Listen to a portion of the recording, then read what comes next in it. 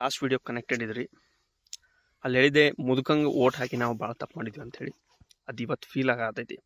ಯಾಕಂದ್ರೆ ಅವಾಗ ಒಂದು ಹೋಪ್ಸ್ ಆಸ್ಪಿರೇಷನ್ಸ್ ಕಾಂಗ್ರೆಸ್ಸಿನ ವಿಚಾರ ಆಗ್ಬಿಟ್ಟಿತ್ತು. ಭಾಳ ಏನೇನೋ ಮಾತಾಡಿದ, but towards developing a nation ಆಗತ್ತಿಲ್ಲ. ಯಾಕಂದ್ರೆ ಬರೀ ರಿಲಿಜಿಯಸ್ ಪೊಲರೈಸೇಷನ್ ಆಗತೈತಿ.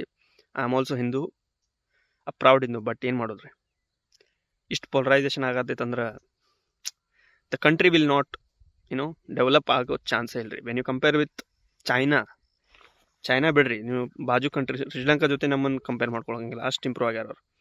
ಇನ್ ಟರ್ಮ್ಸ್ ಆಫ್ ಇನ್ಫ್ರಾಸ್ಟ್ರಕ್ಚರ್ ಆಗಿರ್ಬೋದು, ಇನ್ ಟರ್ಮ್ಸ್ ಆಫ್ ಸಿವಿಕ್ ಸೆನ್ಸ್ ಆಗಿರ್ಬೋದು.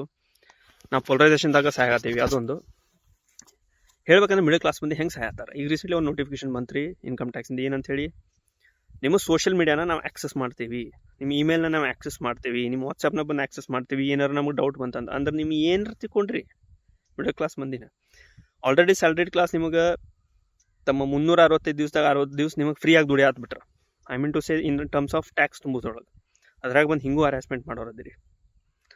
It's time for middle class people to awake ಆಗೋದು, ಅದು ವಿಚಾರ ಮಾಡೋದ್ರ ಬಗ್ಗೆ ಏನು ಮಾಡ್ಬೇಕು ಮುಂದಿನ.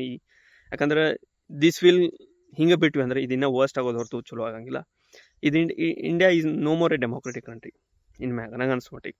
ಯಾಕಂದ್ರೆ ಅವಾಗ ಬಂದು ಬ್ರಿಟಿಷರು ಆಳಿದ್ರು ನಮ್ಮನ್ನು, ಈಗ ಬ್ರೌನ್ ಇಂಡಿಯನ್ಸ್ ಆಳತ್ತಾರ. ಹುಷಾರಾಗಿರೋನು.